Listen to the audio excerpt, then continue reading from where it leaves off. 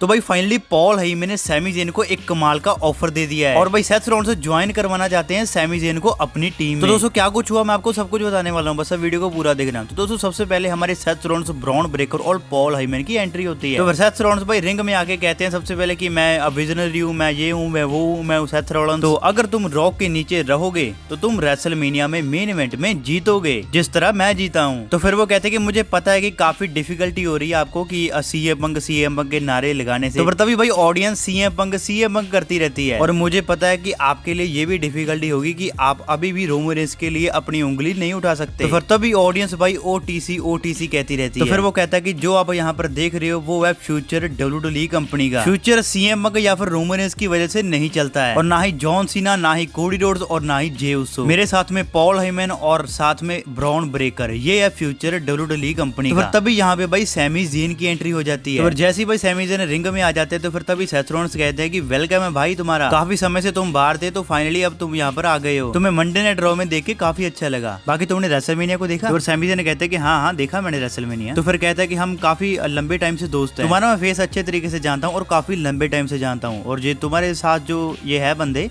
ये काफी बकवास है। तुमने सीएम पंक के बारे में काफी कुछ कहा, तुमने रोमन रेंस के बारे में काफी कुछ कहा, लेकिन जो पॉल हेयमन है वो कॉमन नहीं है। तो फिर वो तुमसे अलग कैसे है? तू रोमन रेंस और सीएम पंक से जेलस करता है, तू उनकी तरह बनना चाहता है बट तू बन नहीं पाया। तुम उस पोजीशन में जाना चाहते थे जहाँ पर वो है लेकिन तुम जा नहीं पाए। तो फिर सेथ रॉलिन्स कहता है कि देखो ना ही मैं सीएम पंक हूँ और ना ही मैं रोमन रेंस हूँ, मैं हूँ सेथ रॉलिन्स और ये कंपेयर करना तो बंद करो और मैं हूँ फ्यूचर WWE इंडस्ट्री का। तो सैमी ज़ेन कहता है कि हमेशा से तुम अपने आप को आगे ही रखना चाहते हो। सैमी ज़ेन कहता है कि तुम बहुत गलत कर रहे हो, तुमने अपना काफी समय गुजारा है, ब्लड लाइन वो है, ब्लड लाइन ये है। तो सेथ रॉलिन्स कहता है कि ये ब्लड लाइन नहीं है। तो फिर सैमी ज़ेन कहता है कि इसमें गलत क्या है, साथ में तुम्हारे वाइस मैन खड़ा है, उसके साथ में तुम्हारा बिग डॉग खड़ा है। तो फिर सैमी ज़ेन कहता है कि अगर ये मुझे देखता रहा ऐसे ही तो मैं इसके मुंह को तोड़ दूंगा। तो फिर सेथ रॉलिन्स कहता है रुको रुको रुको, शांत रहो सैमी। तो फिर उसके बाद सेथ रॉलिन्स कहता है कि ये देखो ये है ब्रॉन ब्रेकर और ये है फ्यूचर WWE कंपनी का, या तो तुम हमारे साथ हो या फिर तुम मेरे टारगेट हो। ये कोई धमकी नहीं है, मैं नहीं चाहता कि तुम टारगेट बनो, मैं चाहता हूँ कि तुम हमारे साथ आओ। मैं नहीं चाहता कि मैं तुमको भी नफरत करूं जैसे मैं रोमन रेंस और सीएम पंक को करता हूं। तो फिर इसका मेरे पास एक सोल्यूशन है। तो फिर तभी पॉल हेयमन को कहता है कि पॉल हेयमन वाइसमैन तू कुछ कर। तो सेथ कहता है कि या तो तुम रॉ से निकल जाओ, तुम हमारे रास्ते में आ रहे हो तो इसलिए तुम्हें रॉ से जाना पड़ेगा। ये बार बार सेथ रॉलिन्स कहता है कि ये धमकी नहीं है, धमकी नहीं है, तुम इसे एक फेवर की तरह मान लो, ये धमकी नहीं है, ये एक ऑफर है, सोचो इस बारे में अच्छे से। तो फिर इसके बाद हमें एक बैक स्टेज सेगमेंट दिखाया जाता है जिसमें कि सैमी ज़ेन और पॉल हेयमन बैठे हैं। पॉल हेयमन कहता है कि हम ओजी ब्लड लाइन है, लेकिन अब मैं ब्लड लाइन के बारे में बात नहीं करूंगा, अब मैं बात करूंगा सेथ रॉलिन्स की। वो फ्यूचर है WWE और ब्रॉन ब्रेकर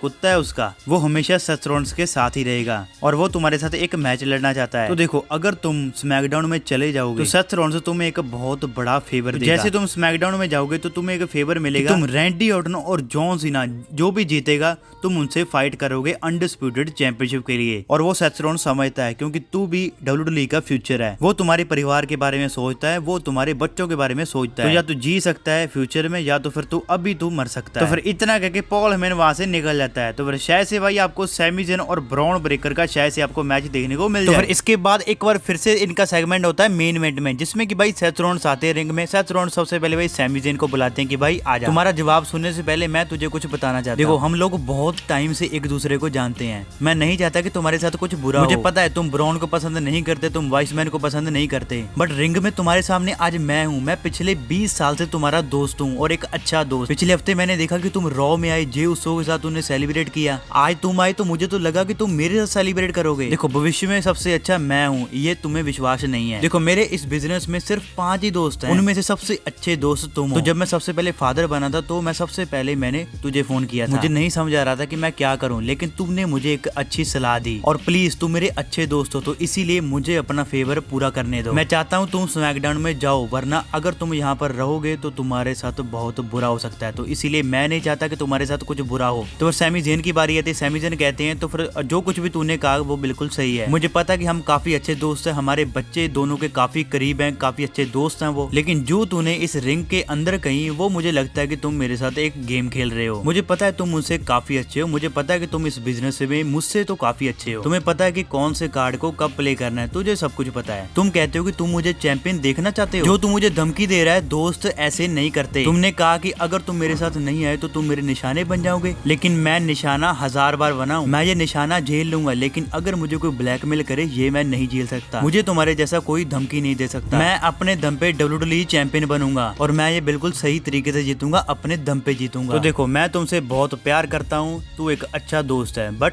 बाढ़ में जा। तो फिर तभी सेथ रॉलिन्स भाई थोड़ा सा गुस्सा हो जाता है। तो फिर उसके बाद भाई ब्रॉन ब्रेकर की एंट्री हो जाती है पॉल हेमन के साथ। तो फिर इसके बाद भाई ब्रॉन ब्रेकर और सैमी ज़ेन का भाई मैच सेट हो जाता है, जिसमें भाई सैमी ज़ेन की हालत बिल्कुल खराब कर देता है। ब्रॉन ब्रेकर बहुत ज्यादा पीटता है भाई। ब्रॉन ब्रेकर 4 स्पीयर लगाते हैं और फिर उसके बाद सेथ रॉलिन्स लास्ट में अपना स्टॉम्प भी लगाते हैं। तो फिर इसके बाद भाई आज की मंडे नाइट रॉ खत्म हो चुकी है। बाकी दोस्तों कल की वीडियो में और भी अच्छे से डिस्कस करेंगे।